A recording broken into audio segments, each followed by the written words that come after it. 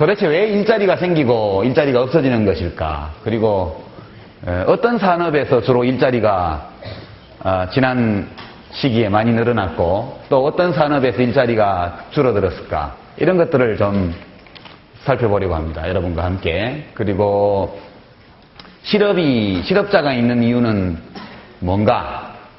그리고 이 실업자를 줄이기 위해서는 어떤 정책이, 대책이 필요한가? 그리고 왜 우리나라에서는 만족할 만한 숫자의 일자리가 우리가 원하는 시간 안에 생기지 않는 것일까? 그런 것들을 다 함께 살펴봅니다. 그리고 지금 대학에서 공부하고 있는 학생들이 왜 이렇게 취직하기가 어려운 것일까? 언제 풀릴까? 이것이 누구 책임일까? 예, 이런 것들에 대해서 함께 살펴보도록 하겠습니다. 먼저 실업이란 게 뭐냐? 그건 뭐 설명 안 해도 알 겁니다. 일하고 싶은데 자기가 일하고자 하는 의지를 가지고 있는 경우에도 일할 곳을 찾지 못한 사람, 열심히 직장을 찾고 있지만 직장을 찾을 수 없는 사람이 실업자입니다. 되게 그런 것을 비자발적 실업이라고 합니다. 근데 자발적 실업도 있겠죠? 일부러 잠시 실업자로 지내는 겁니다. 이제 새로운 직장을 찾기 위해서 기존의 직장을 버리고 잠시 구직 시간을 갖는 이런 실업도 있죠. 이런 것들은 이제 자발적 실업이다 이렇게 얘기를 합니다. 대개 실업의 종류에는 4가지가 있어요. 첫 번째가 마찰적 실업. 지금 막 말한 자발적 실업이 이 마찰적 실업에 해당합니다. 기존 직장을 다니면서 여가 시간을 이용해서 새로운 직장을 찾을 수도 있지만 새로운 직업 교육을 받거나 또는 더 많은 정보를 이제 얻기 위해서 정보 검색 활동을 하거나 이런 걸 하기 위해서 직장을 그만두고 일정 기간 동안 실업급여를 타면서 새로운 직장을 찾는 이런 것들을 마찰적 실업이라고 그럽니다. 이건 큰 문제가 아니겠죠. 이제부터 이제 비자발적 실업, 원하지 않는데 실업자, 사소한 것부터 말하면 계절적 실업이 있습니다. 이거는 자연환경의 영향을 많이 받는 산업 분야에서 그 산업에 아주 해로운 자연환경이 조성되는 시기에 실업자가 생기는 겁니다. 금방 생각나죠? 건설. 건설 경우는 한겨울에 우리나라는 기후 특징 때문에 한겨울에는 콘크리트 양생이 되지를 않고 또 혹한기에는 차량 이동이라든가 어려움이 있고 사고 위험이 높아지기 때문에 한겨울에는 이제 건설업 분야에서 많은 실직자가 나오게 됩니다. 계절적 실업이라고 그러고요. 또 농업 노동자들의 경우에는 농번기에는 일자리가 있지만 역시 농한기에는 일자리를 찾기 어렵게 됩니다. 이런 것이 계절적 실업이라고 합니다. 대개 그래서 1월달 실업률을 조사를 해보면 6월이나 10월 실업률보다 높게 나타납니다. 세 번째가 경기적 실업.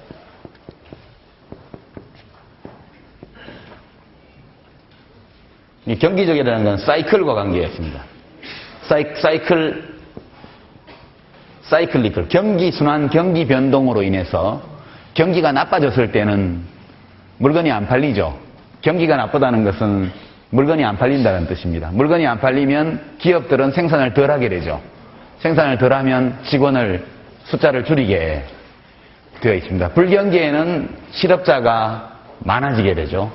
우리가 전에 한번 제가 여러분한테 그 얘기를 한 적이 있지만 생산 요소 시장은 파생 시장이라고 합니다. 파생 시장. 상품 서비스 시장이 있고 그 상품 서비스 시장에서 팔릴 상품이나 서비스를 생산하기 위해서 기업들이 생산 요소를 구합니다. 그래서 자본도 빌려오고 또 자본도 모으고 다른 한편으로는 노동자를 고용하고 이렇게 해서 노동과 자본, 기술을 결합해서 상품과 재화와 서비스를 만들어내는 거죠. 그래서 파생시장이라고 그럽니다. 원래 있던 시장은 아니고. 그래서 상품시장이 굉장히 어려운 상황에 있게 되면 요즘처럼 장사 안 되죠. 식당도 장사 안 되고 미장원도 안 되고 그죠? 극장도 잘 안 된다고 그러고 책도 안 팔리고 뭐 여하튼 되는 게 별로 없어요. 이럴 때는 직원 숫자를 줄일 수밖에 없습니다. 그러면 대규모로 실업자가 나오게 됩니다. 우리가 IMF 때 1997년도 이맘때 IMF 시즌 1 지금 시즌 2 오는 거 아니냐 이렇게 걱정들을 하는데 하여튼 시즌 1입니다. 그때 뭐 수백만 명의 실업자가 몇 달 안에 생겨났습니다. 기업이 도산하고 파산하고 가게가 문을 닫고 그리고 이제 파산하지 않은 기업도 직원 숫자를 감축하고 그래서 구조조정이다. 말이 참 예쁘죠? 대량 해고를 가리켜서 점잖은 표현으로 구조조정이다. 그렇게 이야기를 합니다. 이 경기적 실업이 굉장히 큰 문제고 원래 실업 그러면 이걸 말하는 겁니다. 네 번째가 이제 이것은 구조적 실업.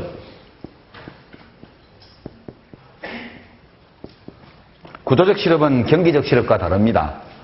경기적 실업은 경기가 나빠졌기 때문에 그 나쁜 시기에 업종을 불문하고 여하튼 일자리 숫자가 전체적으로 구직자 숫자보다 적기 때문에 생기는 실업인데 반해서 구조적 실업은 한쪽에는 일자리를 찾는 구직자가 있고 다른 한편에는 사람을 찾는 빈자리가 있고 이게 동시에 존재하는 것이 구조적 실업입니다.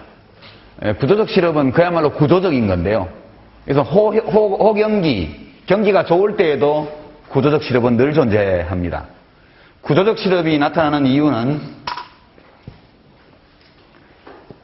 노동 수요하고 노동 공급의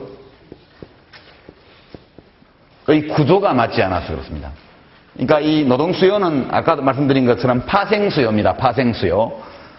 재화와 서비스에 대한 시장 수요가 많을 때 그걸 공급하기 위해서 기업이 노동력을 고용하는 것이죠. 근데 어떤 시기에는 뭐 소비재에 대한 수요가 많이 생기고 다른 시기에는 좀 다른 데 대한 수요가 생기고 세월이 지나가고 사회가 변하고 그리고 소득이 높아지고 이렇게 되면 국민들이 돈을 어디 쓰는가가 다 달라지게 돼 있습니다. 그러면 점점 더 돈을 많이 쓰는 산업 분야는 자꾸 기업이 생겨요. 사람들이 점점 더 돈을 적게 쓰는 산업 이런 데에는 일자리가 없어져 가죠. 근데 옛날에 없어져 가는 산업에 일하던 사람은 팽창하는 산업에 가서 일할 수 있는 기능을 못 갖고 있는 경우가 많습니다. 그냥 농업이 위축되고 제조업이 큰다. 이럴 때 평생 농사를 짓던 사람이 갑자기 공장에 가서 프레스를 찍을 수는 없는 것이죠. 그러니까 노동자가 가지고 있는, 구직자가 가지고 있는 특성하고 그 다음에 노동력을 수요하는 기업이 요구하는 노동력의 특성하고 안 맞을 때 구조적인 실업이 발생합니다. 이런 것들은 여러 이유 때문에 나타나는데요. 이 불일치가 일어나는 이유는 소득 변화라든가 또는 인구 변화라든가 고령자가 많아지면 고령자들이 주로 쓰는 재화와 서비스 수요가 높아지게 돼 있죠. 이런 것도 산업 구조 변화의 원인이 됩니다. 그 다음에 무역을 하면 각 국가들이 자기가 경쟁력이 있는 쪽으로 전문화를 하게 됩니다. 그럼 경쟁력이 약한 산업은 위축되고 경쟁력이 강한 산업은 확장이 되죠. 뿐만 아니라 생산 기술 변화입니다. 지금 포스코 포항 공장이나 또는 광양 공장에 가보면 사람이 거의 보이지 않습니다. 전부 다 사람들은 제어실에 앉아가지고 컴퓨터로 공정을 제어하죠. 우리가 옛날 그림책이나 만화책에서 보던 쇳물을 녹이는 노동자들, 쇳물이 흘러가는 옆에서 그 방화복을 입고 막 하는 이런 사람들은 거의 보이지 않습니다. 그러니까 이것은 생산 기술의 변화 때문에 이제는 그런 노동자들이 필요 없게 된 것이죠. 제조업이나 이런 분야에서는 과거보다 5분의 1, 10분의 1의 적은 수의 노동자들을 가지고도 생산 시설을 전부 다 돌리게 됩니다. 기술이 끝없이 변하기 때문에 새로운 기술이 나오게 되면 낡은 기술을 갖고 있던 사람은 재교육을 받아야 됩니다. 근데 이 과정이 순탄치가 않기 때문에 일시적으로 또는 항구적으로 실업자가 늘어나게 되어 있습니다. 여러분 요즘 다 컴퓨터를 쓰시죠? 한 20년 전에는 타자수라는 직업이 있었습니다. 그죠? 예, 근데 제가 회사의 중력인데 메모를 끄적끄적해서 넘기면, 그러면 타자수가 그걸 타자로 쳐가지고, 예, 타자도 여러 겹으로 먹지를 대고, 쳐서 회장님 하나 보내고 사장님 하나 드리고 하나는 총무부장 가지고 있고, 이런 식으로 할 때 타자수라는 직업이 있었지만 다 사라졌죠. 지금은 엑셀이라든가, 예, 파워포인트라든가 이런 걸 못 다루면 자판 치는 것은 전혀 특별한 기술이 아니게 된 시대입니다. 서울 을지로 뒷골목에 가면 인쇄골목이 있는데요. 그 인쇄골목에 한 40년, 30년 전에는 활판 인쇄를 할 때는 신문사 지하시대가 더 있습니다. 이쪽에 금속 글자를 많이 놔두고 이쪽에 원고를 놓고 이쪽에 오른쪽에 활판을 놓고 이걸 막 집어넣습니다. 그러니까 거의 던지듯이 집어넣는데요. 그건 굉장히 고소득의 직종이었습니다. 활판공들. 예. 그래서 글자 하나하나를 맞춰서 신문 틀을 짰거든요. 책을 편집하는 것도 마찬가지로 그렇게 활자를 맞춰서 했습니다. 그분들은 다 실직자가 됐죠. 그 활판 인쇄를 하다가 그 다음에 청타라고 해가지고 글자를 사진으로 조합한 다음에 머거를 묻혀가지고 이게 돌리는 기계가 나오게 되니까 이제 그 기술을 가진 사람들이 취직을 하기 쉬웠죠. 그 다음에 이제 사진식자라고 그래서 사진으로 글자를 맞춰가지고 화면을 편집한 다음에 옵셋으로 찍어서 내는 기술이 되게 80년대 초, 70년대 말에 들어오게 됩니다. 그러면서 다시 한번 엄청난 구조조정을 겪게 되고요. 80년대 말 이후에 컴퓨터가 도입되기 시작합니다. 그래서 을지로 뒷골목에 제가 여러분 나이 때 불법 유인물을 만들러 다닐 때 맨날 그 사진식자를 하던 아가씨들이 어느 날 다 사라졌어요. 컴퓨터 배우러. 컴퓨터를 배운 사람은 살아남았고 못 배운 사람은 또 대대는 그런 과정을 겪었습니다. 지금은 별로 재미가 없어요. 그때는 유인물을 써서 갖다 주고 사식이라고 하는데 사진식자를 다 만들고 나서 그 여성들에게 물어봅니다. 재밌어요? 이렇게 물어보면 무슨 말인지 모르겠어요. 그러면 실패한 유인물이고 되게 재밌어요. 이러면 굉장히 잘 쓴 유인물이라는 것을 검증할 수 있었는데 지금은 파일로 쳐가지고 그냥 컴퓨터에서 편집해서 파일로 인쇄소에 넘겨서 바로 출력하니까 재미가 적죠. 이런 것들이 전형적으로 짧은 시간 안에 기술 변화가 일어난 업종에서 벌어진 일입니다. 이런 것처럼 지금 컴퓨터의 도입이나 인터넷 정보통신 수단의 발달 이런 것들이 어마어마한 기술적 변화를 몰고 왔고 이 기술적 변화에 적응하지 못하는 사람들은 다 일자리를 잃고 그렇게 실업자로 전락해가는 그런 아픔을 겪고 있죠. 이런 여러 요인, 시장은 늘 변한다. 재행무상, 우주의 만물은 일정한 형상을 늘 유지하지 않는다. 이게 불가에서 말하는 것이죠. 재행무상이요, 인생무상이다. 우주의 기본 법칙이 운동과 변화입니다. 변화. 우주 만물 어느 것도 고정된 형상을 가지고 영원히 지속되는 것은 없죠. 이 경제도 예외가 아닙니다. 여기 두 가지를 지워버리죠. 위에 거를. 두 가지가 주로 남습니다. 이 구조적 실업에 대한 대책은 간단하지는 않지만 그래도 할 수 있습니다. 국가가 자원을 많이 투입하면 할 수 있어요. 한쪽으로 위축돼가는 산업이 있고 다른 한편으로 성장해가는 산업이 있을 때 위축돼가는 산업에서 노동력이 풀려납니다. 노동력이 풀려나죠. 좋은 말로. 나쁜 말로 말하면 쫓겨나죠. 쫓겨난 노동자들이 갈 곳은 성장하는 산업밖에 없습니다. 그렇죠? 직업 재교육이 매우 중요합니다. 직업 재교육. 그러니까 평생교육이죠. 언제든지 노동자들이 자기가 일하고 있는 업종이 위기에 처했을 때 다른 업종으로 전환하려면 교육을 받아야 돼요. 직업교육을. 그래서 우리가 지금 폴리텍 대학이니 뭐니 각 대학에서 하는 평생교육센터나 이런 데에서 많은 직업교육을 시키기 위해서 노력하고 있습니다. 그러나 우리는 이 대목에서 국가의 역할이 아직은 아주 미약합니다. 왜냐하면 직업교육 받는 동안 먹고 살아야 하니까 애들 학교에 보내야 되고 생활비를 줘야 돼요. 원래는. 생활비를 줘가면서 교육비도 대주고 물론 조금은 합니다. 실업급여에서도 주고 또 국가에서 무상교육하는 것도 있긴 합니다만 구조적 실업에 대한 우리 정부의 대처 능력은 아직도 매우 제한되어 있죠. 그 다음에 이제 정보입니다. 정보유통. 고용알선, 취업알선. 한쪽에 빈자리가 있고 다른 한쪽에 이 자리를 구하는 사람이 있는데 서로 이 기업 쪽에서는 어떤 사람이 있는지를 잘 모르고 일을 구하는 사람들은 어떤 일자리가 비어 있는지를 잘 모르죠. 그래서 뭐 취업 박람회 이런 것도 하고 그 다음에 뭐 가로수 뭐죠?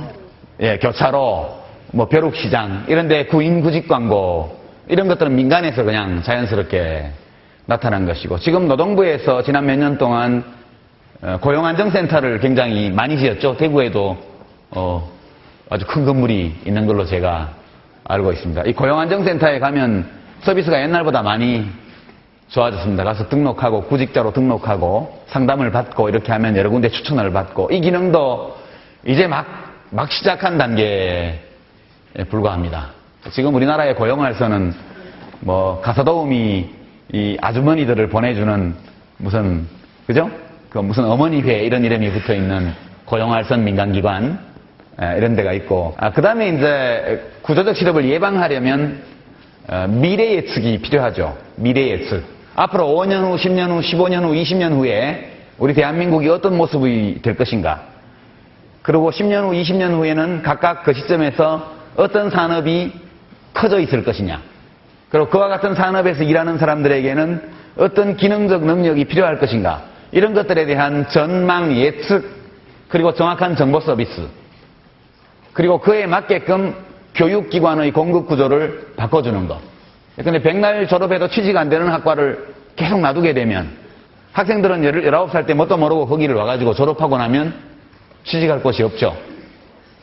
그래서 이 노동 공급과 노동 수요가 맞지 않기 때문에 생기는 것이 구조적 실업이니까 수요는 국가가 통제할 수 없습니다. 그것은 막 빠르게 변하고 그리고 국가의 권능 밖에서 자기 논리에 의해서 변해갑니다. 국가가 해야 될 일은 이것을 가능한 한 정확히 예측해서 국민들에게 정보 제공을 해주는 겁니다. 그래서 국민들은 아이들을 키울 때 혹은 자기가 공부를 할 때 전공을 선택할 때 어느 걸 할 것인가를 결정할 때 뭐 사회적 고정관념이나 편견이나 뭐 체면이나 이런 걸 살피기보다는 정부나 믿을 만한 연구기관에서 제공하는 미래의 잡마켓, 노동시장 예측 이런 것들을 보면서 우리 아이의 적성을 볼 때 이쪽으로 보내야 되겠다. 이렇게 선택해야 취업 가능성이 높아지지 본인에게 맞지도 않고 또 국가적으로 볼 때 성장할 가능성도 없는 산업에 필요한 기능을 계속 익혀주게 되면 나중에 취직을 못하고 재교육을 받아야 되는 그런 사태가 생기게 됩니다. 우리나라의 구조적 실업이 제법 심각한 것은 주로 고등교육기관의 학과 구조가 실제 산업이 그 학생들이 졸업한 이후에 요구하게 될 노동력의 특성과 잘 맞지 않기 때문에 생기는 측면이 매우 큽니다. 여러분들이 지금 여러 학과에 재학 중인데 어떤 기준에 입각해서 지금의 학과를 선택하셨는지 모르겠지만 가장 바람직했다면 이 분야가 장차 미래 전망이 좋다.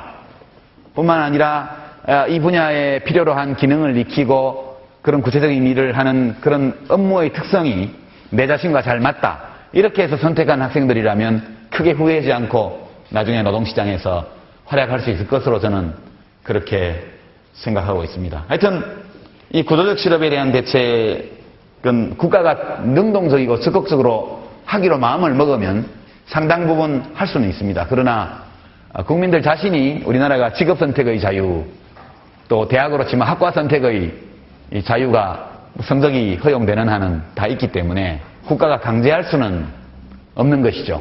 그래서 국가의 권능이 일부 제약되기는 하지만 유용한 정보를 믿을 수 있게 풍부하게 서비스함으로써 많이 예방할 수 있습니다.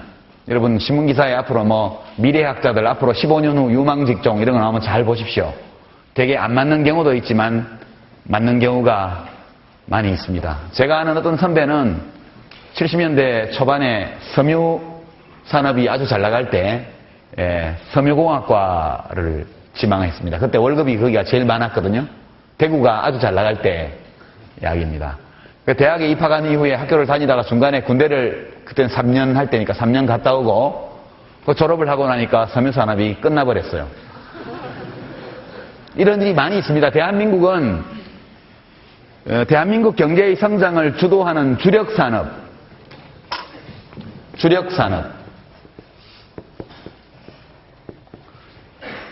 그 모든 국민 경제에는 주력산업이 있습니다. 영국이나 미국 경우에도 과거 산업혁명기부터 시작해서 그 이후에 주력산업들이 쭉 교체되어 왔습니다. 이 주력산업의 교체 주기가 대개 20년 내지 30년 정도 됐습니다. 뭐 철강산업이면 철강산업 쭉 한 20, 30년 리드하다가 그 다음 단계에서 뭐 무슨 금속산업이 비철금속산업이면 비철금속산업, 그 다음에 자동차산업 이렇게 쭉 갑니다. 대한민국은 1960년 후반부터 해서 1980년 후반까지 한 20년 만에 산업화를 어느 정도 했거든요. 다른 나라들이 한 300년 걸려서 한 거를 20, 30년 만에 해치운 나라이기 때문에 당연히 주력산업의 교체 주기도 3 내지 5년밖에 안 됐습니다. 예, 어느 산업이 떴다. 그러면 그 소문 듣고 대학에 진학하고 나서 졸업할 때 되면 이미 그 산업은 정점을 지나서 하강 곡선을 끊고 있는 거죠. 놀라운 일입니다. 이것을 한강의 기적이다 이렇게 이야기를 하는데 우리 국민들이 얼마나 유연하고 탄력적으로 이런 변화에 대처해 왔느냐 이걸 보면 정말 놀라울 정도입니다. 어떻게 살았을까 정신이 없어서. 그러나 살아왔죠. 근데 앞으로는 잘 안 됩니다. 이게 앞으로는 우리 산업이 초기에 단순한 제조업, 경공업 제품 위주로 할 때는 되게 단순하게 기계를 다룰 수 있는 능력만 필요했습니다만 지금은 산업 구조가 매우 복잡해지고 전통적 산업조차도 기술 수준이 매우 높아진 상황이 있기 때문에 아무 업종으로나 마구 바꿔서 갈 수가 없는 시대가 되었습니다. 그러니까 교육 투자에 따르는 위험, 소위 교육 투자 리스크가 굉장히 큰 시대가 됐습니다.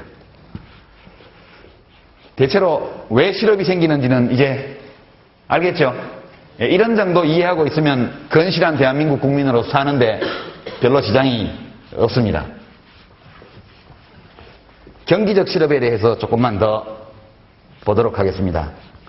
여기는 방정식이 하나 나오는데요. 아주 간단한 방정식이기 때문에 여러분이 다 외워둘 수도 있고 이 방정식을 하나 외우고 있으면 신문에 거시경제에 관련된 기사를 볼 때 이해하기가 매우 수월할 겁니다.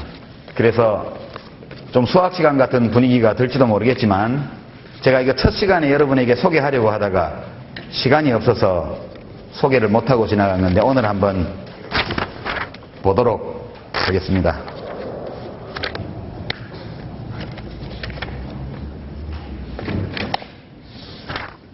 예, 이거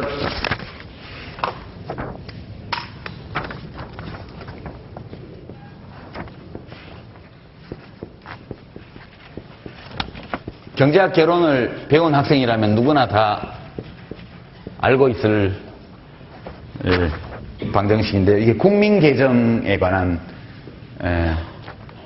겁니다. 그러니까 이게 좌변은 방정식의 좌변은 Y는 yield, 산출물, yield라는 단어의 준말입니다.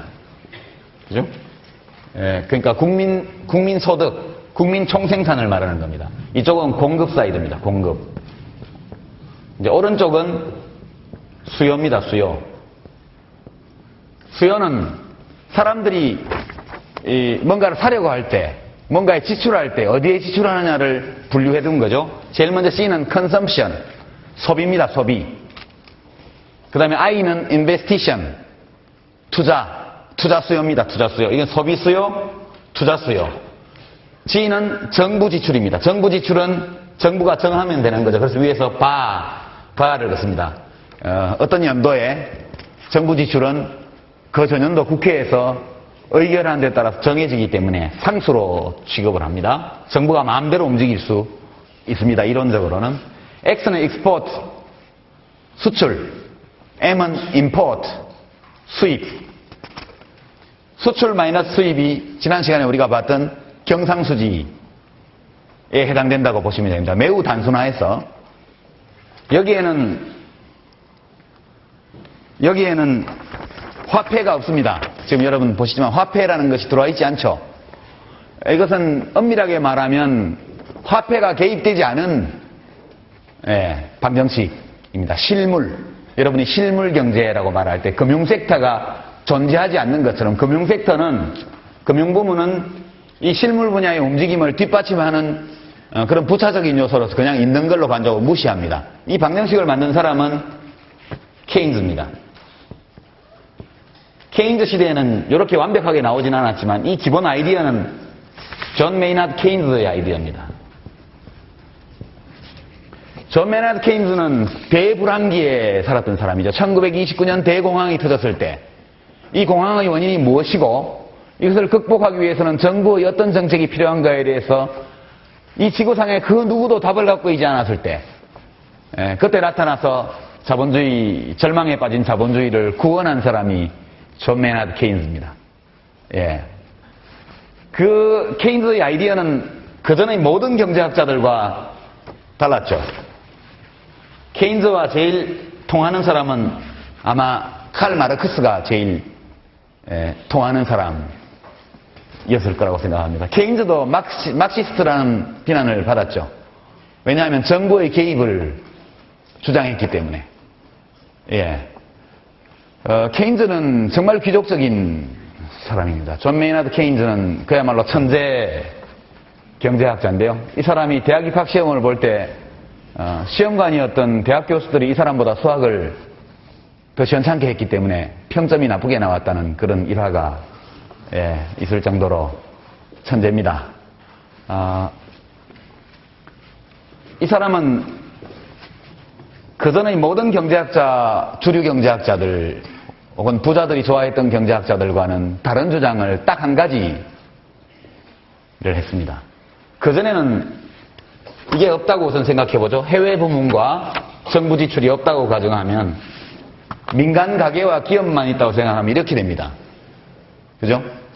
근데 국민 소득이 있으면 그걸 국민들은 어디다 쓰죠? 소비하거나 또는 저축하죠. 이렇게 쓸 수 있습니다. 세이빙, 저축은. 민간 가계가 이만한 소득을 올렸으면 소비하고 남은 돈은 저축하게 되어 있습니다. 이쪽 위쪽은 보면 생산된 것은 적어도 소비재를 생산했거나 혹은 자본재를 생산한 게 됩니다. 투자라는 것은 기본적으로 앞으로 생산을 하기 위한 자본재를 생산하는 것이거든요. 그러니까 결국은 이 C는 똑같으니까 이걸 지우면 I는 S가 됩니다. 국민들이 저축하는 돈은 꼭 그만큼 투자되게 되어 있습니다. 그렇죠? 이렇게 되면 불황이라는 게 있을 수가 없어요.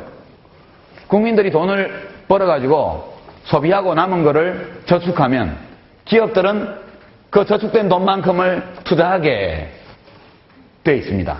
자동적으로 저축과 투자가 일치를 하면서 돈이 남아 돈다든가 또는 돈이 남아 도는데 투자가 안 된다든가 이런 일이 있을 수가 없습니다. 그래서 자동적으로 국민 경제는 언제나 균형을 이루고 완전 고용이 달성되고 그렇게 생각을 했습니다. 그 전에 소위 클래시커, 그러니까 그 고전주의 경제학자들, 고전파 경제학자들은 전부 다 자동적으로 이것이 균형을 이룰 것이다. 왜냐? 이 투자는 그 매개는 이자율이 매개입니다. 기업들은 은행 이자가 낮으면 투자를 많이 하겠죠. 왜냐하면 투자 수익이 10%짜리가 있을 때 은행 이자가 15%면 투자 안 하겠죠. 그러나 투자 수익률이 10%짜리가 있는데 은행 이자가 5%다. 그럼 돈 빌려서 투자하면 무조건 5% 남는 거예요. 그러니까 이자율이 내려가면 투자가 늘어나고 이자율이 올라가면 투자가 내려갑니다. 그리고 민간 가계는 저축을 할 때 이자율이 높으면 저축을 많이 하겠죠. 이자율이 낮으면 저축해봐야 별 볼 일 없으니까 저축을 적게 하게 돼요. 그래서 투자와 저축이 불일치하면 이자율이 올라가거나 내려와가지고 자동적으로 어느 시점에선가 투자와 저축이 균형을 이루게 만들어주기 때문에 공황, 대불황 이런 것은 있을 수 없다 이렇게 생각을 했습니다. 실제 심각한 불황이 여러 차례 있었지만 경제학자들 눈에는 그것이 보이지 않았죠. 이것은 자연법칙처럼 자명한 것이어서 늘 투자와 저축이 민간가계의 저축과 기업의 투자가 일치를 이루기 때문에 경기 변동이라든가 불황, 비자발적 실업 이런 것은 있을 수 없다. 이렇게 생각을 했습니다. 그런데 케인즈는 달랐죠. 케인즈는 기업의 투자가 이자율의 영향을 받는다는 것은 자명합니다. 그건 인정을 했죠. 그러나 저축은 이자율의 함수가 아니고 소득의 함수다. 이렇게 봤습니다. 그러니까 소비나 저축은 이자율에 별로 영향을 받지 않는다. 오히려 소비나 저축은 소득의 크기에 영향을 받는다. 만약 투자는 이자율에 의해서 좌우되고 저축은 소득의 크기에 영향을 받는다면 이 두 변수는 아무 관계가 없는 변수가 됩니다. 그럼 두 개가 일치하리라는 보장이 전혀 없는 거죠. 그러니까 케인즈는 이렇게 생각을 합니다. 그래서 이 방정식을 어떻게 쓰냐 하면 그래서 아주 단순한 생각의 차이 같지만 국민경제를 보는 시각을 완전히 바꿔놓습니다. 소비는 소득의 함수입니다. 이 소득은 좌변에 있는데 여기 또 등장해요. 그죠? 소득이 올라가면 소비도 올라갑니다. 그죠? 소득이 내려가면 소비도 떨어지게 돼 있어요. 그러나 소득이 높이 올라가면 올라갈수록 증가된 소득 중에 소비에 쓰이는 부분은 줄어듭니다. 이걸 한계 소비 성향이라고 그러는데, 한계 소비 성향. 이게 굉장히 이것도 한계 개념입니다. 델타 Y 분의 델타 C. 추가적으로 소득이 올랐을 때 그 중에서 얼마만큼이 소비로 갔느냐. 이걸 한계 소비 성향이라고 합니다. 당연히 Y분의 C는 소비 성향이에요. 이렇게 씁니다. 그러니까 예컨대 C는 CY다. 이렇게 쓰면 소비는 소득의 함수다. 그런 뜻입니다. 그러면 이게 여러분이 미분을 안 배웠다 그러니까 DC, DY, C를 Y에 대해서 미분하면 이건 양입니다. 그러니까 추가적으로 소득이 올라가면 소비도 올라가요. 그러니까 두 변수는 같은 방향으로 움직여요. 한 번 더 미분하면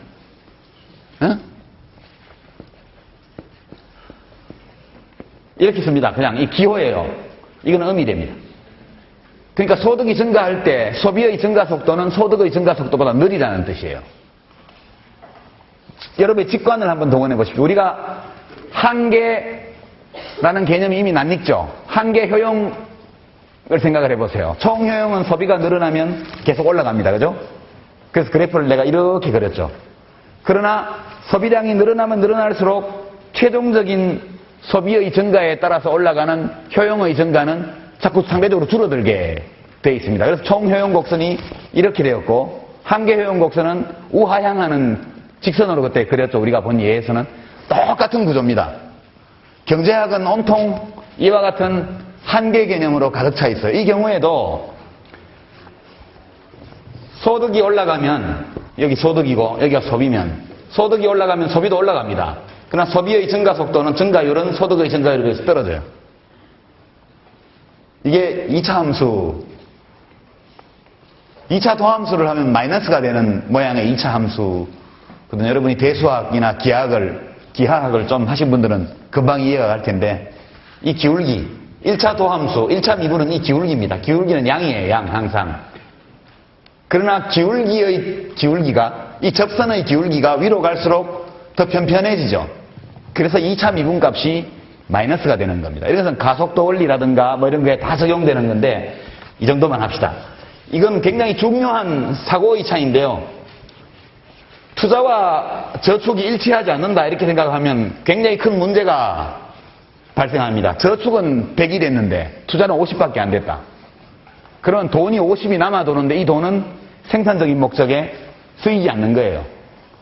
그러니까 불황이 올 수 있는 겁니다. 그래서 소비는 저축이 소득의 함수인 것처럼 소비도 저축의 함수입니다. 이건 당연히 나오는 거고, 더하기 투자는 이자율의 함수입니다. 이자율이 높으면 높을수록 투자는 줄어듭니다. 그래서 여러분이 언론 보도에 보면 한국은행이 기준금리를 0.25% 인상했다. 그러면 그 다음에 따라 나오는 것이 기업 투자에 악영향을 주지 않을까 우려된다.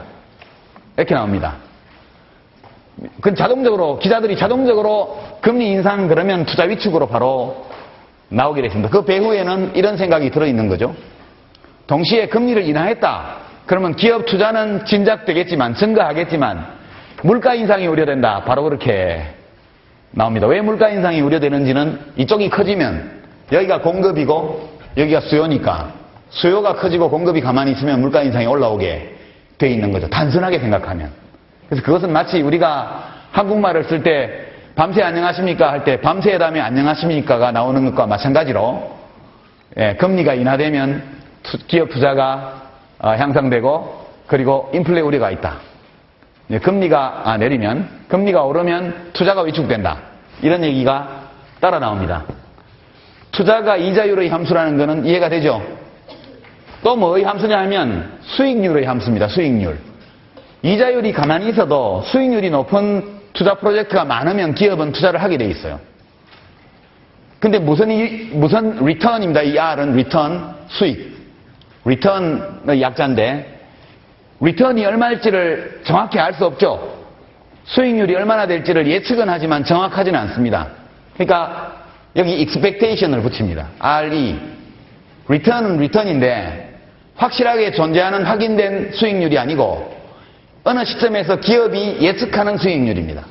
그 밖에도 여러 가지 영향을 받지만 여기서는 이 두 가지만 쓰기로 하죠.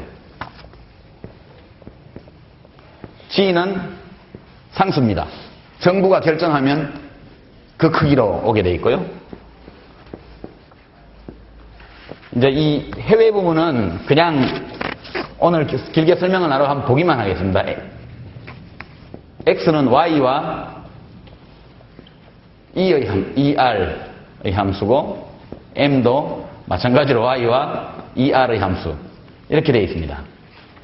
이 ER의 exchange rate, 환율입니다. 환율. Y는 소득이고 무슨 소리냐 보면 전체 스토리를 설명하면 케인즈의 생각은 이런 겁니다. 수요가 있는 곳에 공급이 따라온다. 국민 경제에서 중요한 것은 공급이 아니고 수요다. 이런 뜻입니다. 이 방정식 전체가 얘기하는 것은 국민 소득을 결정하는 것은 이 우변에 있는 총 수요가 얼마냐에 달려있다. 수요가 많으면 공급은 자동적으로 따라온다는 뜻입니다. 그래서 왼쪽은 단순하게 Y 하나만 쓰고 오른쪽은 구성 부분을 써놓은 겁니다. 여기서 이제 우리가 경기 변동을 알 수 있는데 만약 좌변에 어떤 이유에 의해서건 국민소득이 올라가면 어떤 이유에 의해서건 갑자기 지하에서 유전이 터졌어. 뭐 대구시 근교에 어마어마한 양의 전 세계가 10년 동안 쓸 수 있는 양의 원유가 발견됐다. 그러면 그 순간 국민소득이 엄청 뛰겠죠. 그런 이유에 뛰었다. 그러면 소비가 는다는 뜻입니다. Y가 여기 들어있는 것은 좌변에 Y가 올라가면 여기 C가 올라가게 자동적으로 올라갑니다. 따라서. 그리고 나서 이 C가 올라가면 좌변도 또 올라가겠죠. 이게 이른바 누적적 순환입니다. 누적적 순환. 여러분 언론 보도에서 보면 국내 소비가 위축되어서 내년도 성장률이 낮아질 것이다 이렇게 얘기합니다. 그것은 C가 Y에 미치는 영향을 이야기하는 겁니다. 거꾸로. 하여튼 이 좌변과 우변은 서로 얽혀 있어요. 단순하지가 않습니다. 투자를 봅시다. 투자. 이명박 대통령께서 선거 때 약속한 것이 내가 비즈니스 프렌들리 하니까 내가 당선되면 곧바로 기업이 투자를 많이 할 것이다. 이렇게 얘기했죠. 기억납니까? 많은 국민들이 기대를 했습니다. 맞아. 노무현 대통령 재벌들하고 사이가 안 좋았으니까. 이명박 대통령이 되면 기업들하고 대재벌들하고 사이가 좋으니까 모여가지고 야 투자 좀 해도 뭐 알았다 얼마나 해줄까 좀 되도록 많이 해라 이래가지고 좀 기업 투자가 살지 않을까 그런 기대가 상당히 많이 있었죠. 근데 이 방정식에는 대통령과 기업인의 친밀도라는 것은 이 방정식에 없습니다. 기업의 이자율에 영향을 받고요. 아까 말한 것처럼 이자율이 높으면 투자는 줄어들게 되어 있습니다. 이자율이 낮으면 투자는 늘어나요. 그 다음 제일 문제는 기대수익률. 기대수익률은 기업이 투자를 할 때 은행 이자가 낮다 하더라도 투자를 할 때 이 낮은 금리보다는 더 높은 수익을 올릴 수 있겠지라는 기대가 있어야 투자를 하는데 이 기대가 없다. 그러면 은행 이자율이 아무리 낮아도 투자를 안 하게 돼 있어요. 이게 1929년 대공황 이후에 약 10년에 걸쳐서 미국과 유럽, 일본, 아시아를 다 통틀어서 일어났던 대공황입니다. 돈은 넘쳐나는데 투자를 안 해요. 어떤 기업도. 왜 안 하느냐? 경기가 앞으로 계속 나쁠 것이라고 예측하기 때문에 투자를 해서 물건을 만들어도 안 팔릴 거다. 일본 경우에 잃어버린 10년, 지난 90년대. 일본이 금리가 마이너스였습니다. 그러니까 물가 인상률이 뭐 3%에 은행 명목 이자율이 2.5%. 돈 빌렸다가 1년 있다가 갚아주면 0.5% 이익 보는 거죠. 그걸로 아무것도 안 해도. 화폐 가치가 1년에 3% 떨어지는데 이자율은 2.5%밖에 안 돼요. 마이너스 금리입니다. 그럼에도 불구하고 기업이 투자를 안 했어요. 10년간의 대불황이 있었습니다. 일본에. 이것이 이런 경우입니다. expectation, 기대가 너무 낮기 때문에 금리가 제로가 되어도 기업들이 투자를 안 하는 것이죠. 그 경제는 쉽니다. 이렇게 얘기하죠. 경제는 쉽니다 하는 것이 이 방정식에는 여기에 들어 있습니다. 미래의 경제가 좋지 않을 것이라고 누구나 예측한다면 아무도 투자를 하지 않아요. 그렇습니다. 정부 지출. 자, 이제 다시 봅시다. 어떤 이유에 의해서 거꾸로 보면 국민소득이 내려가기 시작했어요.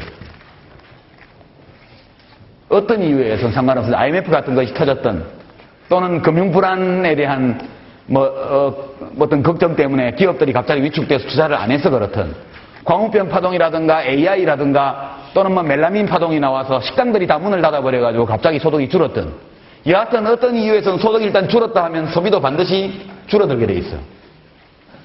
이 줄어든 소비는 다시 국민소득의 감소에 영향을 미치게 돼 있습니다. 누적적인 악순환이에요. 무슨 이유에 의해서건 이 기대 수익률이 내려갔다. 그러면 인베스티션이 내려가게 돼 있습니다. 우변이 내려가면 좌변도 내려가겠죠. 좌변이 내려가면 내려갈수록 국민소득이 줄어들면 줄어들수록 소비 수요도 줄어들고 경기 전망도 나빠지기 때문에 기업들은 더더욱 투자를 안 하게 되어 있습니다. 그래서 상당 부분 경제가 심리라는 말은 이 방정식에서도 알 수 있습니다. 이렇게 소득이 내려가서 소비도 줄고 투자도 부진하고 이 상황에서 정부 같으면 이걸 어떻게 해야 되겠습니까? 내린다? 올린다? 내린다 손 들어보세요. 올린다. 예, 여러분들이 장관보다 낫습니다. 이런 상황에서 감세를 하면 지출을 줄여야죠. 당연한 거 아닙니까? 균형 재정을 하려면. 감세를 하려면 지출을 줄여야 됩니다. 감세를 한다는 것은 감세를 해서 민간 가계의 지갑을 두둑하게 해줘가지고 이 소비를 올리겠다는 뜻이죠. 그렇겠죠. 가처분 소득이 늘어나면 소비를 더 많이 할 거니까.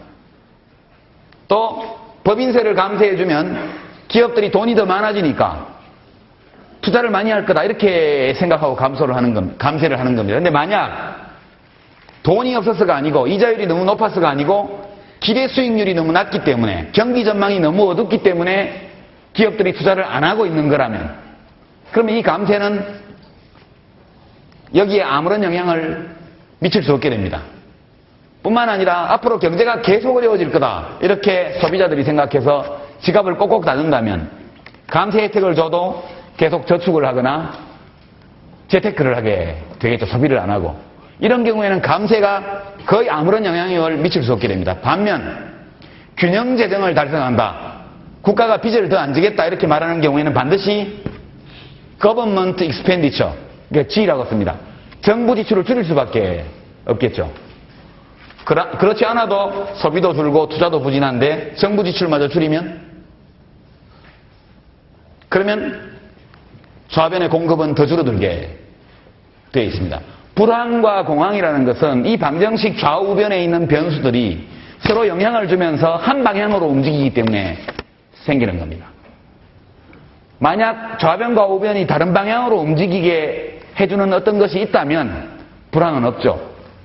그러나 불행하게도 우리가 살고 있는 이 시장 경제는 이런 방식으로 돌아가는 겁니다. 일자리 문제는 소비가 줄고 투자가 부진하면 거기다가 정부 지출마저 감소하면 당연히 정부가 고용하는 일자리 민간 기업의 고용하는 그런 노동력 다 줄어들게 돼 있습니다. 소비가 줄어들면 기업의 공급량도 줄어들기 때문에 그럼 또 가속적으로 노동 수요가 줄어들게 돼 있는 것이죠. 노동 수요가 줄어들어서 실업자가 많아지면 국민소득은 더더욱 줄어들고 사람들은 소비를 더 안 하게 됩니다. 소득이 줄면 애 학원 보내는 걸 하나 끊어요. 애 학원 3개 보내다가 2개만 보내. 그럼 학원 선생님 셋 중에 하나는 소득이 줄겠죠. 그렇죠? 소득이 줄어든 학원 선생님은 미장원을 매주 2번 가다가 1번만 가게 돼요. 그럼 동네 미장원 아줌마는 또 장사가 안 되겠죠. 그죠? 그럼 미장원 아줌마는 외식하던 걸 그만두게 돼요. 그럼 옆에 있는 식당도 더불어서 장사가 안 됩니다. 나의 지출은 누군가의 수입이에요. 항상 우리가 사는 이 사회는. 그래서 전체적으로 보면 이런 누적적 생산 감소, 불황에 빠지게 되면 대규모의 실업자가 나오게 돼 있고 이것이 바로 경기적 실업입니다. 우리 지금 정부가 처음에 환율 가지고 장난을 쳤습니다. 요거 다시 자세히 써보죠. 이런 불황기에 감세를 해서 균형재정을 하면서 정부 지출을 줄이겠다는 것은 다 죽자는 얘기입니다. 니 죽고 내 죽자. 정부는 항상 정부 지출은 경기 변동과 반대 방향으로 움직여라. 이것이 케인즈가 70년 전에 준 정책 권고인데 지금 완전히 거꾸로 가고 있죠.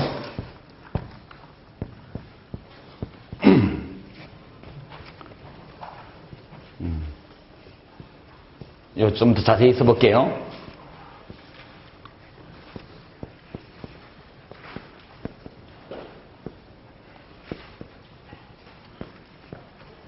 여기서 YF라는 거 foreign 외국입니다. 외국. 왜 수출에 외국 사람들의 소득이 영향을 주냐 하면 우리 물건을 외국 사람이 사주는 게 수출이잖아요. 외국 사람들이 부자라야 수입을 많이 하게 되고 우리나라 물건도 많이 사주게 돼요. 일본이 호황이고 미국이 호황이면 자동적으로 우리나라 수출이 잘 되게 돼 있습니다. 수출이 잘 되면 좌변도 커지게 돼 있어서 괜찮죠. 참여정부 5년 내내 수출이 아주 좋았죠. 수출 증가율이 1년에 20%씩 되고 누적 경상수지 흑자가 900억 불을 넘어설 정도로 수출이 잘 됐습니다. 대통령이 잘해서 그런 게 아니고 외국이 잘 나갔어요. 그때 큰 경제 위기가 없이. 예. 그래서 국내 정치와는 전혀 무관한 이유 때문에 수출이 잘 됐습니다. 아니 수출이 여기지. foreign. 환율은 지난번에 우리가 설명한 대로 환율이 낮으면 수출이 안 돼야 돼요. 잘. 근데 우리 원화화폐가 원화가치가 IMF 이후에 실제보다 너무나 저평가돼 있었기 때문에 이걸 바로잡는 과정이었습니다. 그러니까 환율이 계속 떨어져서 우리 돈값이 올라가는데도 수출은 계속 잘 됐. 그래서 우리 환율이 아직도 제자리를 못 찾고 있었다는 반증이라고 저는 생각을 하는 거죠. 여하튼 이렇게 수출을 많이 했고 수입은 이건 도메스틱입니다. 도메스틱 국내.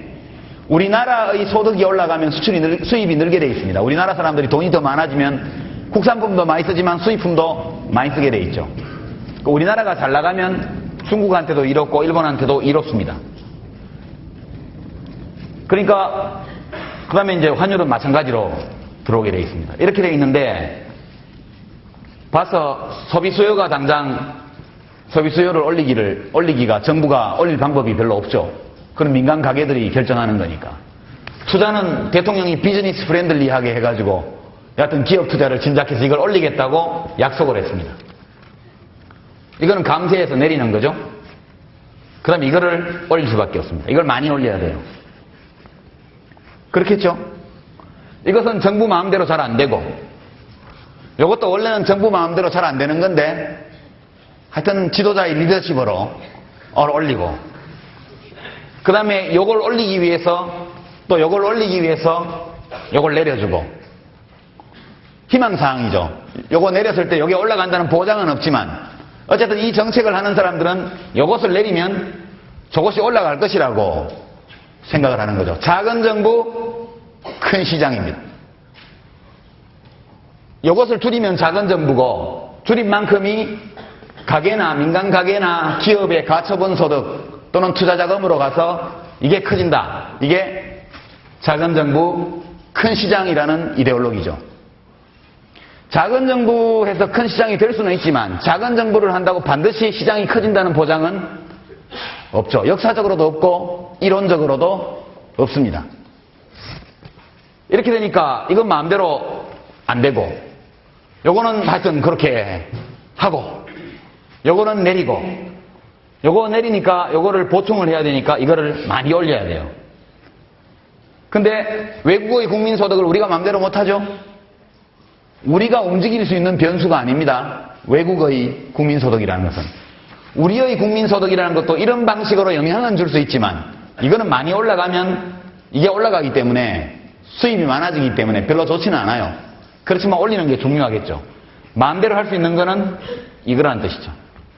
환율을 올리면 우리나라 돈값이 싸지고 한국 제품의 물건값이 결과적으로 내려가는 거니까 수출이 늘 것이다. 환율이 올라가면 우리나라 돈값이 싸지고 외국 돈값이 비싸지니까 우리 국민들은 수입을 덜 할 것이다. 환율을 올리면 이 큰 관로 안에 있는 것이 쫙쫙 올라갈 것이다. 이것이 희망사항이었습니다. 그래야 7% 성장을 하지. 그죠? 7% 성장을 하려면 저렇게 비상한 수단을 쓰지 않으면 안 돼요.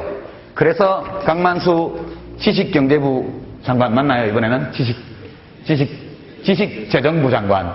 아니, 기획재정부 장관. 헷갈린다. 강만수 씨가 자기는 고환율 정책을 쓴 적이 없다 이렇게 얘기를 했는데 모든 나라가 다 환율 주권을 가지고 있다 이렇게 말한 사람이 딴 사람이었나요? 아니죠.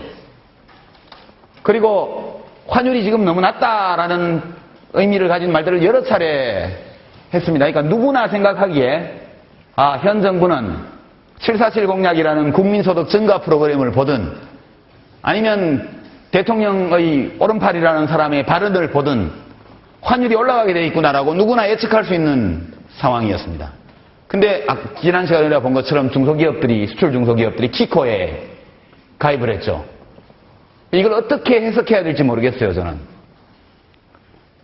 환율이 오를 것이라고 누구나 예측할 수 있었는데 왜 환율이 많이 오르면 손실을 2배, 3배 보는 키코에 계약을 했는지 저는 지금도 이해가 안 돼요. 그러니까 기업들이 잘 몰랐을 것이다. 충분히 그 위험성을 이해하지 못하고 계약했을 것이다. 이렇게 저는 생각을 하는 거죠.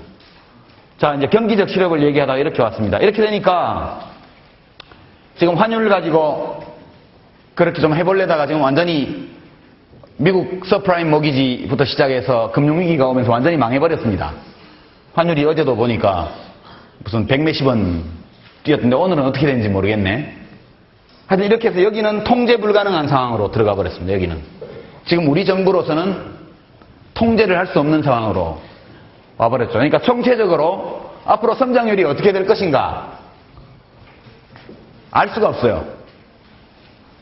지금 여러 가지 전망이 나오고 있지만 내년도 전망이 어떨지에 대해서 여러 가지 얘기가 나오지만 환율이 얼마가 될지 알 수 없고 경상수지가 어떻게 전개될지 예측하기 어렵고 지금 소비는 극도로 위축되고 있고 기업 투자는 찔끔찔끔 올라가고 있고 정부 지출은 줄인다고 합니다.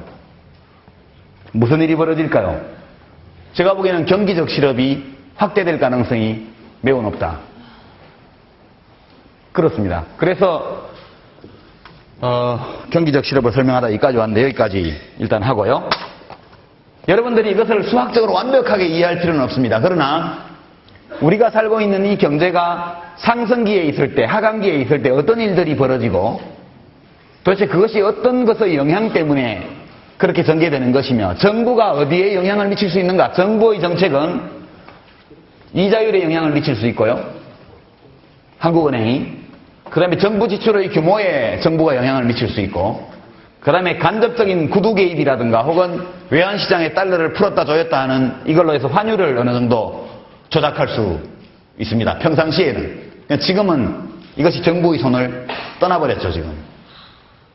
제가 지난번에 환율 다루면서 이명박 대통령께서 조용히 기업 총수들을 만나서 좀 협상을 하시기를 바랬는데 무슨 어느 분이 재판 앞두고 하루 쇼를 하고 예, 삼성그룹이 하루에 10억 달러를 풀었다는 소문이 파다한데요.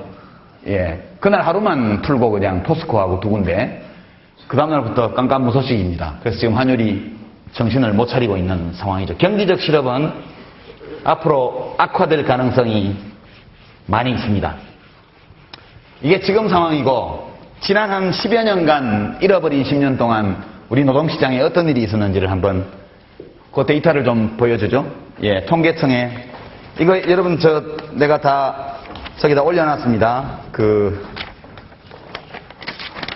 동영상 강의 게시판에 가면 이 자료들이 전부 다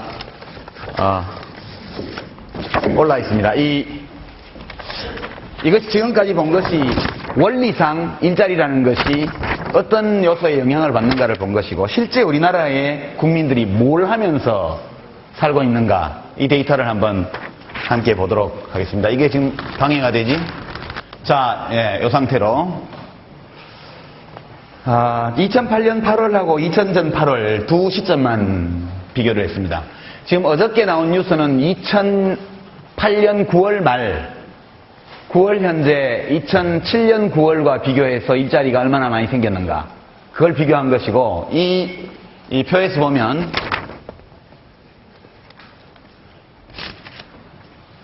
이 평소 취업자의 숫자가 2009년 9월에 2008년 9월에는 2007년 9월보다 11만 명 많다.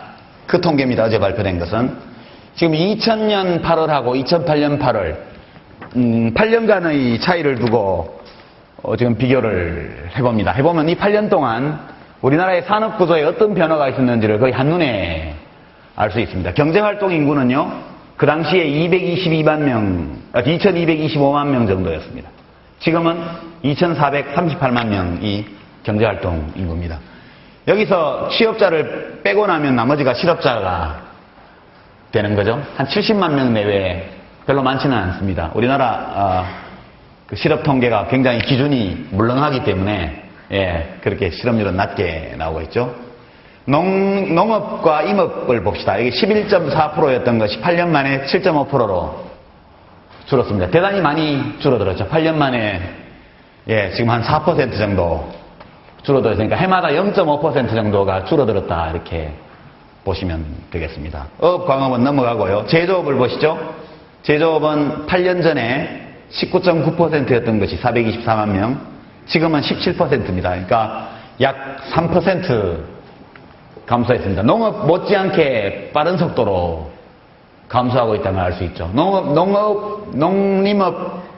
농업과 임업이 4% 감소하는 동안 제조업은 약 3% 감소했습니다. 이 제조업의 그 일자리 감소는 이미 2000년보다 훨씬 이전부터 시작됐습니다. 1990년대 들면서부터 조짐이 나타나서 1990년대 중반부터 본격적으로 제조업 일자리가 줄어들기 시작합니다. 제조업이 17%밖에 안 된다 생각했던 것보다 좀 더 적죠? 예, 이 데이터를 보고 놀라는 분들이 많습니다. 이렇게 적으냐? 앞으로도 계속 줄어들 겁니다. 그 다음에 이제 건설업을 보시죠. 예, 불변입니다. 7.6%. 예, 운합하고 뭐 해봐야 큰 영향 없겠죠. 예, 여기서 건설업 분야에서 10% 고용 증가를 이룬다 하더라도 전체에 비하면 약 0.7% 증가하는 데 불과합니다. 그러니까 토목 건설 사업을 아무리 해도 여기서는 별반 큰 고용 유발 효과가 나지 않는다는 것을 알 수 있습니다. 옛날보다 이것도 현저히 줄어든 수치인데요. 우리가 SOC 건설을 많이 했기 때문에 이제 길을 세로로는 더 뚫을 데가 없고 횡축으로 지금 고속도로를 내고 있죠. 예. 그래도 옛날처럼 그렇게 많이 지을 수는 없습니다. 그렇게 돼 있고요. 도소매업, 이게 18%이던 것이 계속 줄어서 약 15%까지 왔습니다. 여기 고용이 굉장히 많이 이루어지고 있죠. 그 다음에 이제 숙박, 음식업, 이것도 꽤 됩니다. 이게 건설업보다 비중이 더 높죠. 예, 건설업보다 모텔, 식당 참 어마어마하게 많습니다. 우리나라는 인구 80명당 식당이 하나라고 그러는데요. 약 60만 개. 예, 동네 분식집부터 시작해가지고 어마어마하게 큰 갈비집까지. 예, 완전한 공급과잉 상태입니다. 국민 80명당 식당이 하나 있어서 그 장사가 잘 된다? 그것은 불가능한 일이 되겠습니다. 그렇지만 고용 비중은 굉장히 높습니다. 다른 나라보다. 그 다음 보시죠. 그 다음 중요한 거 운수, 통신, 금융보험, 부동산 및 임대업, 부동산 간판이 그렇게 많아도 얼마 안 되죠. 예, 전부 길바닥에 나와 있기 때문에 많아 보이는 거지 실제 고용 인원은 그렇게 많지는 않습니다. 사업 서비스, 이거 보시죠. 사업 서비스는 뭐냐? 기업의 활동에 도움이 되는 서비스를 제공하는 거. 이게 사업 서비스인데 전형적으로 정보 처리, 있더라, 이게? 예. 정보 처리, 연구개발, 법무 서비스, 회계 서비스, 광고, 고용 알선, 이런 것들이 전부 기업의 활동을 돕는 서비스고, 이 일이 전부 사업 서비스에 속합니다. 소위 고소득 자영업자 중에 사자 붙은 변리사, 회계사, 변호사, 이런, 예, 국내용 라이센스를 취득한 분들이 여기 주로 종사하고 있죠. 이것은 굉장히 빠른 속도로 늘고 있습니다. 지금 전체 비중이 지금 3.24%가 8년 동안 늘었으니까요. 자체로 보면 증가율이 한 80% 정도 되죠. 굉장히 빠른 속도로 늘고 있고 부가가치가 여기가 제조업의 10배가 넘습니다. 그리고 이제 비즈니스의 무대가 국내만 있는 것이 아니고 해외에도 지금 많은 비즈니스 기회가 있는 영역이기 때문에 앞으로도 이 사업 서비스업은 확대될 것이고 이 사업 서비스업의 증가 속도가 다른 것의 감소를 보충하기에는 너무나 부족할 정도로 지금 느리다. 이것이 우리가 고학력 청년층의 취업이 어려운 첫 번째 이유가 되겠습니다. 이 사업 서비스업이 더 빠른 속도로 성장해야 합니다. 이거하고 좀 올려보시죠. 금융은 지금 망해버려가지고 지금 좀 어려움이 있긴 하지만 여하튼 금융이 중요합니다. 그 다음에 이제 교육 서비스를 보시죠. 교육 서비스 5.6%에서 7.4%로 꽤 많이 늘어났습니다. 이 교육 서비스업은 그 수많은 학원을 생각하시면 되겠습니다. 예, 이게 국민소득 18,000불 시대에 OECD의 다른 나라들과 비교하면 수요 충족률이 100%가 되는 업종, 유일한 업종이 교육 서비스입니다. 이건 사교육 때문에 나라 망한다 이렇게 말을 하지만 사교육이 한꺼번에 사라지면 대한민국은 실업자로 넘쳐나게 될 겁니다. 예, 175만 명이 일거에 학원을 전부 다 폐쇄하고 사교육을 금지시키게 되면은 일거에 약 200만 명 가까운 실업자가 생기게 됩니다. 이것은 하나의 산업이죠. 지금 와서 어떻게 해볼 수도 없는 그런 산업이 되었고 바야흐로 이명박 정부 아래에서 날개를 달고 지금 가고 있습니다. 그 다음 보시죠. 보건 및 사회복지사업. 이게 2.0%에서 3.6%로 늘었으니까 증가율로 치면 한 80% 증가했죠. 그렇지만 증가폭이 너무 적습니다.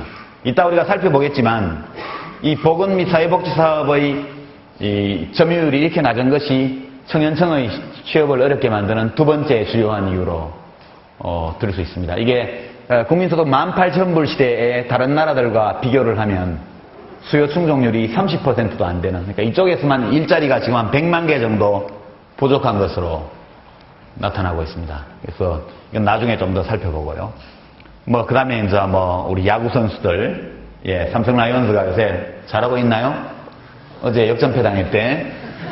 그런 거 다 포함해서 지금 아이들 방과 후 축구교실의 선생님, 그죠? 그 다음에 이제 동네 공원에서 인라인 스케이트 가르쳐주는 방문 체육 지도사, 이런 사람들이 다 여기 포함되고, 여러분이 좋아하시는 영화배우들, 영화배우, 연극배우, 가수, 다 여기 포함됩니다. 굉장히 약하죠?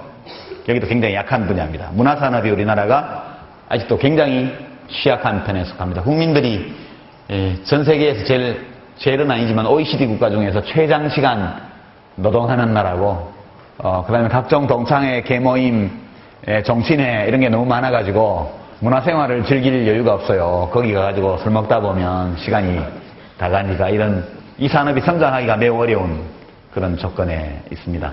이런 정도 자 이제 됐습니다. 여러분, 우리 국민들이 뭘 먹고 사느냐, 이렇게 보셨습니다만, 여기 제조업이라고 얘기하는 거는 건설업하고, 폭넓게 봐서, 그럼 좀 더 올려보세요. 이걸로 올려지나?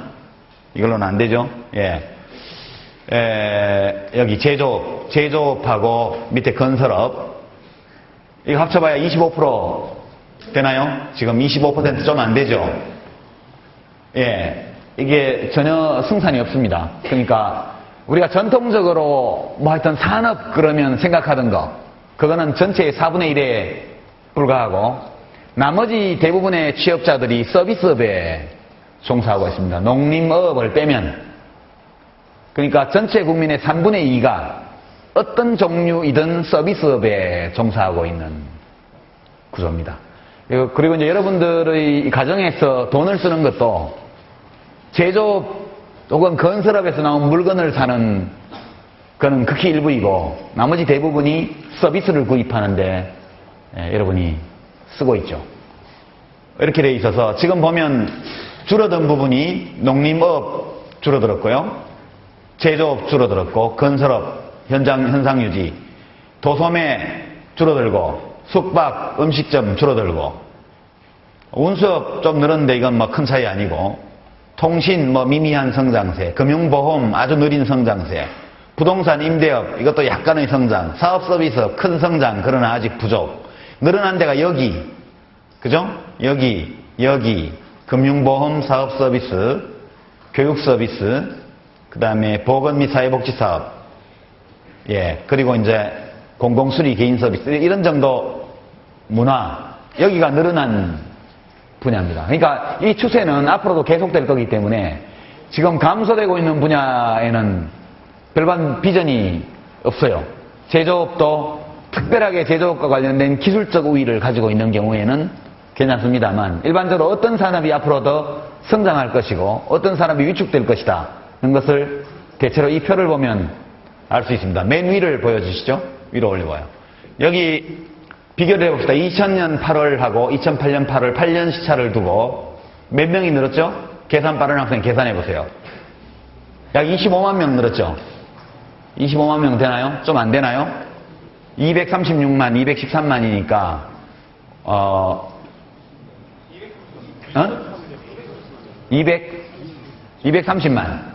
230만 돼요?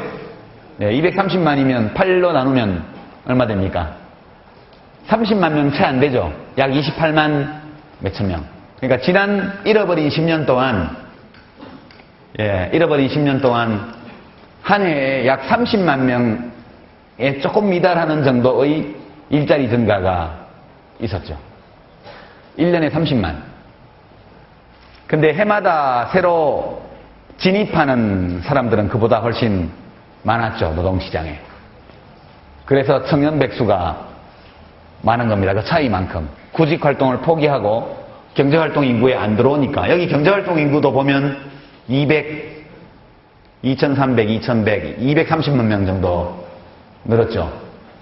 실제 인구 증가는 더 많지만, 경제활동 인구는 이것도 비슷하게 늘었네요. 그죠?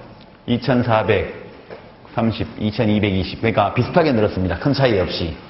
그러니까 되게 경제활동 인구가 늘어난 정도로 취업자 수가 늘어났고, 실제 인구 증가보다 경제활동 인구가 적었던 것은 구직을 포기하고, 이민 가버리거나, 또는, 그냥 부모님한테 의지해서 계속 공부하고 있거나, 또는 그냥 일 없이 논다, 이렇게 돼 있는 소위 청년 백수, 이렇게 많이 경제활동 인구에서 빠져나갔기 때문에 이랬던 것이고, 실제로 일자리 기회가 더 많았으면 경제활동 인구가 훨씬 더 많이 늘었을 것이다 이렇게 봅니다. 1년에 30만 명은 부족하죠. 실제 지난 정부가 최소 30만을 목표로 잡아서 일자리 사업을 했지만 목표에 약간 미달하는 정도의 성적밖에 올리지 못했습니다.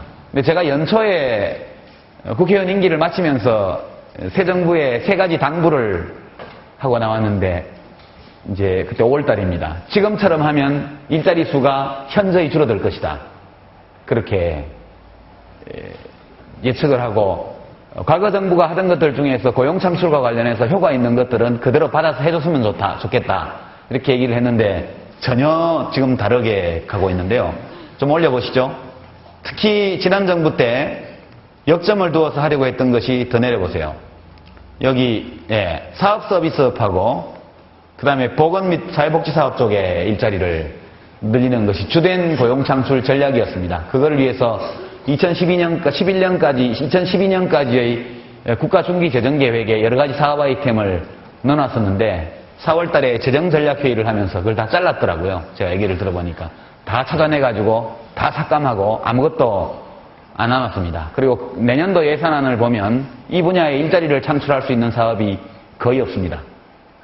그 전에 해오던 것들을 그대로 하는 것 말고는 새롭게 시작하는 것을 거의 찾아볼 수 없는 그런 상황이어서 금년도에 일자리 수가 늘지 않을 것이다. 이런 점은 이미 예측됐던 것이고 지금 불경기가 닥치면서 일자리 증가 속도가 과거의 반 이하로 지금 떨어졌습니다. 내년에도 금년보다 별로 낫지 않을 것 같아서 4학년 학생들은 마음이 좀 많이 무거울 것 같아요. 4학년 학생들은 그럴 것 같고 그렇습니다. 이렇게 하고 여기까지 보고 그 다음에 우리가 좀 쉬고 나서 뭘 다루냐 하면 보고서를 하나 두 개 정도 보겠습니다. 보고서를 두 개 보고 지난주 우리가 봤던 보고서처럼 매우 스피디하게 대통령에게 국정과제위원장들이 관련 장관들을 다 앉혀놓고 했던 보고들입니다. 근데 자료를 보내준 학생도 있었고 또 제가 참고 자료 목록에 올려놓은 자료들은 제 컴퓨터에는 다 다운받아서 있었기 때문에 앞으로도 여러분과 함께 보는 거는 다 보고 자료도 올려놓도록 그렇게 하겠습니다. 참고로 전직 대통령 웹기록은 아직도 사이트가 열리지 않고 있습니다. 참고하시고요. 지금부터 4시 40분에 4시 40분에 다시 시작하도록 하겠습니다. 수고하셨습니다. 질문들 있으면 내주시고요.